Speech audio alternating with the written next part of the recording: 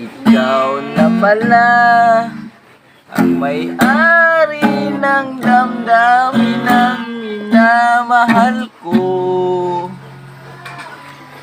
Pakisabi na lang na huwag mag-alala ko, kailang ako.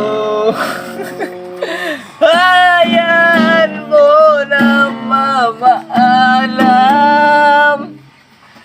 hayaan mo nang lumisan.